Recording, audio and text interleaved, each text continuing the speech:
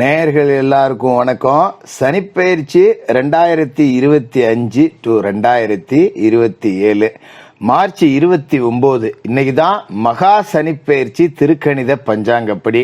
இன்னைக்கு இரவு சனி பகவான் சரியா 8:46 மணிக்கு கும்பராசியிலிருந்து மீனராசிக்கு பயிற்சி ஆகிறார். பல பேருக்கு இதுல குழப்பம் அப்படிங்கிறது இருக்கு. ஏன்னா திருநள்ளாறு கோவில் நிர்வாகம் அப்படிங்கிறது 2026 தான் சனி பயிற்சி அப்படின்னு சொல்லியிருக்கு. நீங்க என்ன இப்ப பயிற்சி அப்படின்னு சொல்றீங்க அப்படின்னு பல பேர் நம்ம கிட்ட கமெண்ட்லயும் கேட்கறாங்க, தொலைபேசி வாயிலாவும் கேட்கறாங்க. அவங்க எல்லாருக்கும் புரியுற மாதிரி சொல்லிடுறேன். திருக்கணிதம் அப்படிங்கிறது மிக துல்லியமான ஒரு பஞ்சாங்கம். ஆனா கோவில்ல ஏன் அதை கடைபிடிக்கிறது இல்லை அப்படின்னா, அந்த கால ஆகம விதிப்படிதான் அவர்களோட பூஜை புனஸ்காரங்கள், பயிற்சிகள், திருக்கல்யாணங்கள் எல்லாத்தையுமே பண்ணி வைப்பாங்க.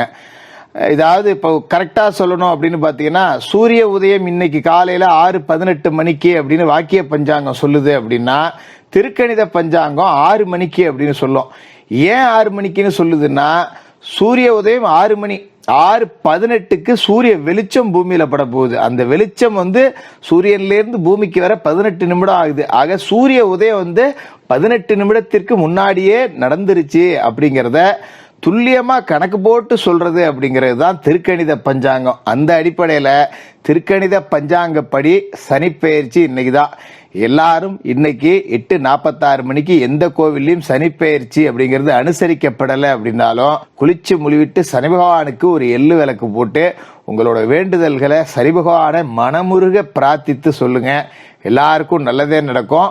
ஒவ்வொரு ராசிக்காரர்களுக்கும் என்ன நடக்க போகுது அப்படிங்கிறத பார்த்துருவோம். தனுசு ராசி நேயர்களே, சனிப்பெயர்ச்சி 2025. இந்த சனிப்பெயர்ச்சியை பொறுத்த வரைக்கும் ரொம்ப எதிர்பார்த்துக்கிட்டு இருந்த ராசிகளில் தனுசு ராசிக்காரர்களும் ஒருத்தர் அப்படின்னு தான் சொல்லணும். ஏன்னா சனி அற்புதமான ஒரு இடத்துல இருந்தார். மறைவுஸ்தானம், 3வது வீடு, தைரிய வீரியஸ்தானம் அப்படிங்கிற இடத்துல இருந்துக்கிட்டு ஓரளவுக்கு நன்மைகள் அப்படிங்கிறத உங்களுக்கு செஞ்சுருப்பார். பிற கிரகங்களால் வரக்கூடிய பாதிப்புகள் அப்படிங்கிறதும் உங்களுக்கு வந்துக்கிட்டு தான் இருந்திருக்கும். அதாவது சனி நன்மை செய்கிறார் அப்படிங்கிறப்ப உங்களால் நம்ப முடியாது. எங்கெங்க நல்லது நடந்தது, 2.5 வருஷமாக ஒன்றும் நல்லது நடக்கலையே ஜோசியரை, நீங்கள் என்னமோ நல்லது நடந்த மாதிரி சொல்கிறீங்க அப்படிங்கிற எண்ணங்கள்லாம் வரும். ஏன்னா நீங்கள் சனி 3வது இடத்துக்கு வர்றதுக்கு முன்னாடி ஒரு 2.5 வருஷத்துக்கு முன்னாடி தான் 7.5லேருந்து வெளியில் வந்தீங்க. இந்த 7.5 வருஷத்துக்கு உண்டான கஷ்டம் அப்படிங்கிறத சனி தீர்த்திருப்பார். அதனால் உங்களுக்கு அது பெருசாக தெரியாது. ஏன்னா 7.5 வருஷம் பாடுபட்டுட்டு இப்போ தான் கொஞ்சம் நல்லா இருந்தோம், ஏதோ இருந்த கடனை அடைச்சேன், ஆனால் பெருசாக ஒன்றும் முன்னுக்கு வர முடியலையே அப்படிங்கிற எண்ணம் தான் இருக்கும். அதெல்லாம் நீங்கள் கவலைப்பட வேண்டியதில்லை. இப்போ சனி ராசிக்கு 3வது வீட்டிலேருந்து 4வது வீட்டுக்கு போகிறார். அர்த்தாஷ்டம சனி வருதே ஜோசியரை, என்ன பண்ணுறது ஏது பண்ணுறது அப்படிங்கிற அச்சம் உங்ககிட்ட இருக்க தான் செய்யும். அதனாலலாம் நீங்கள் கவலைப்பட வேண்டியதில்லை. அதாவது சனி 3வது வீட்டிலே இருந்து உங்களோட ராசிக்கு விரயஸ்தானம் விருச்சிக ராசியை பார்த்துருப்பார். இந்த விருச்சிக ராசியை சனி பார்க்குறார் அப்படிங்கிறப்ப விரய செலவுகள் அப்படிங்கிறது இருக்கும். அது எல்லாமே சுப விரய செலவுகளாக இருந்திருக்கும். ஆனாலும் அதால் கடன் வந்திருக்கும். பிள்ளைகளுக்கு திருமணம் செஞ்சு கொடுத்துருக்கலாம். பெண் பிள்ளைகள் 2 இருந்தது, 2யும் கட்டி கொடுத்துட்டேன், ஆனால் என்ன கொஞ்சம் 10 ரூபா கடன் வந்துருச்சு, பரவாயில்ல பிள்ளைகளை நல்ல இடம் பார்த்து கட்டி கொடுத்துட்டேன் அப்படிங்கிற மனநிறைவை தான் வளர்த்துக்கணும். கடன் வந்துருச்சே அப்படிங்கிறது சுப விரய கடன் தான். சும்மா நான் போய் ஆஸ்பத்திரி செலவு பார்த்தேன், ஆப்ரேஷன் பண்ணேன், தொழிலில் காசு போட்டேன், நட்டம் வந்துருச்சு அப்படி இருந்தால் தான் நீங்கள் கவலைப்படணும். அந்த சுப விரய செலவுகளால் வரக்கூடிய கடன் அப்படிங்கிறத பற்றி நீங்கள் கவலைப்படவே தேவையில்லை. அதுமாரி சனி உங்களோட ராசிக்கு 5வது வீட்டை பார்த்தார் அப்படிங்கிறதால பிள்ளைகள் வழியிலையும் கொஞ்சம் பிரச்சனைகள் அப்படிங்கிறத கொடுத்துருப்பார். அதாவது பிள்ளைகளை கொண்டு போய் ஒரு இடத்துல படிக்க வச்சுருந்துருப்போம், அது ஒழுங்காக படிக்காமல் திரும்பி ஓடியாரும், பள்ளிக்கூடத்துக்கு போகாமல் கட்டடிச்சிட்டு ஊர் சுற்றிட்டு இருக்கு, உன் மகனை அங்கே பார்த்தேன் இங்கே பார்த்தேன்னு 4 பேர் சொல்லுவான், எங்கேயாவது வம்பு வழக்குக்கு போயிட்டு வரும், தேவையில்லாத பஞ்சாயத்துகளை இழுத்தாந்து விட்ருக்கோம், இதெல்லாம் நடந்திருக்கும் கடந்த காலகட்டத்தில்.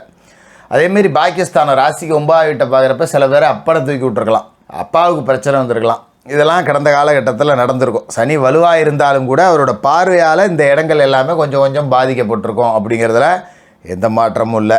இப்போ மார்ச் 2025 சனி 4வது வீட்டுக்கு வரார். அர்த்தாஷ்டம சனி அப்படிங்கிறது நல்லதா கெட்டதா ஜோசியரை அப்படின்னா, இருந்த இடத்த விட சுமார் அப்படின்னு தான். அப்போ அர்த்தாஷ்டம சனியை நாம் ஜெயிக்கலாமா, இல்லை அர்த்தாஷ்டம சனி நம்மளை ஆட்டி படைக்குமா அப்படிங்கிற கேள்வி உங்கள் முன்னாடி இருக்கும்.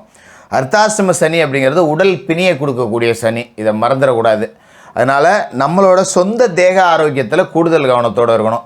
சும்மா டெய்லி நான் பாட்டுக்காக உட்காந்து சாப்பிட்டு படுத்து தூங்குறேன், ஒரு உடல் உழைப்பே இல்லை, அதுக்காக தெண்டை சோறு திங்கிறோன்னு அர்த்தம் இல்லை.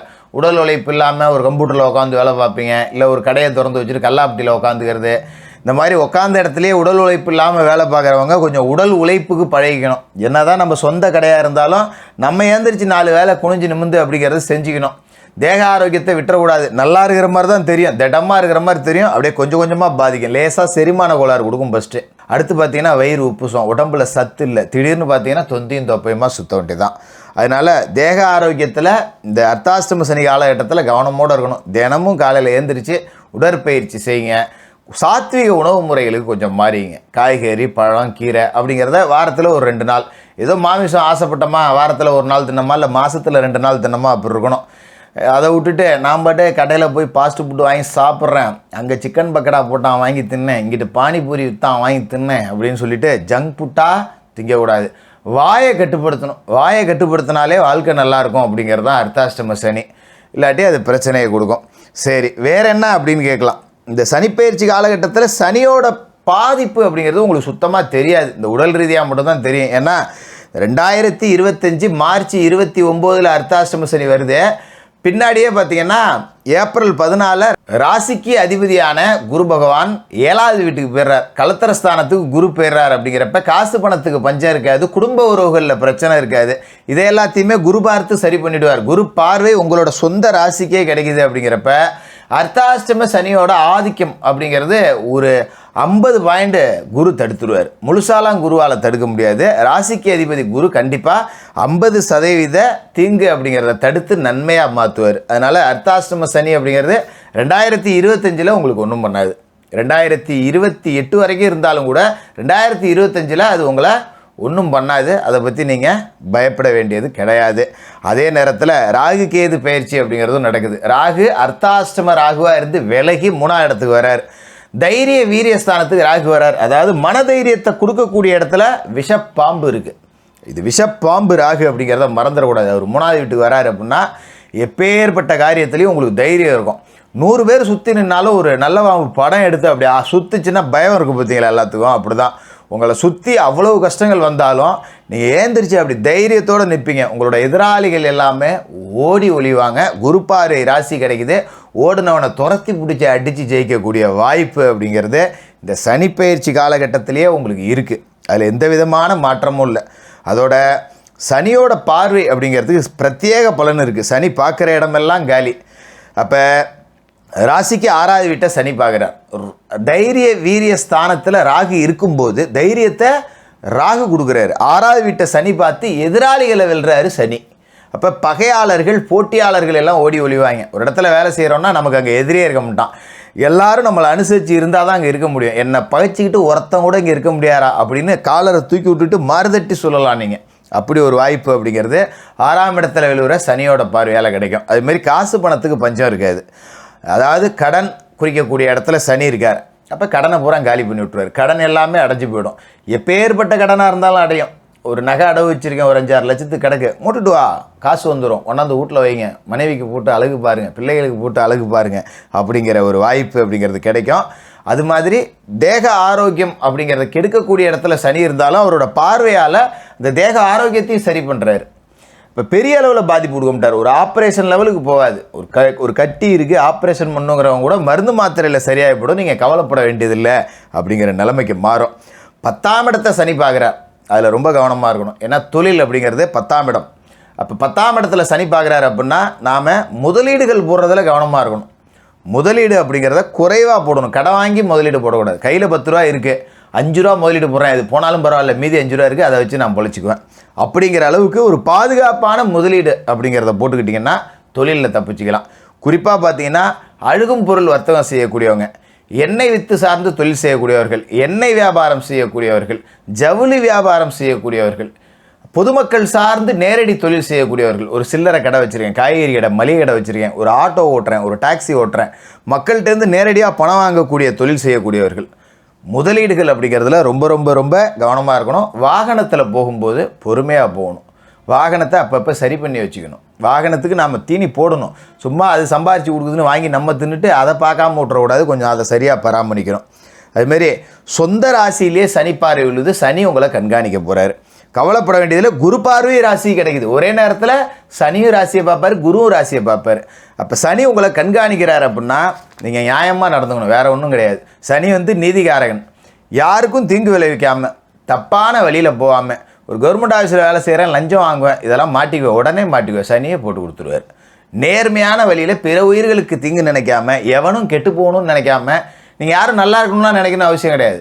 எவனும் கெட்டு போவானான்னு நினச்சாலே போதும், எல்லாரும் நல்லா இருக்கணும் அப்படின்னு சொல்லிட்டு நீங்கள் பாட்டு நான் உண்டு என் வேலையை பார்க்குறேன், உன் வேலையை நீ பாரு அப்படின்னு கடந்து போனாலே போதும், சனி உங்களுக்கு வாரி கொடுப்பார். இன்னொருத்தன் நல்லா இருக்கணும்னு நினச்சி அவனுக்கு நீங்கள் உதவி செஞ்சிட்டீங்கன்னு வச்சுக்கிங்க, 100 ரூபா இந்த பக்கம் கொடுத்தீங்கன்னா இந்த பக்கம் 1000 ரூபா உங்களுக்கு வரும். அதில் எந்த மாற்றமும் இல்லை. சனி கொடுக்கக்கூடியவர்களுக்கு கொடுப்பார், கெடுக்கக்கூடியவர்களை கெடுப்பார். அதை முதல்ல நல்லா புரிஞ்சு வச்சுக்கணும் சனி பார்வை ராசியில் இருக்கும்போது. அதனால் கூடுமான வரைக்கும் உங்கள் கஷ்டம் அப்படின்னு வந்துட்டால் மனதார சனி பகவானுக்கு எள்ளு விளக்கு ஏற்றி அவர் முன்னாடி ஒரு சொட்டு கண்ணீர் விட்டுருங்க, சனி கரைஞ்சிருவார்.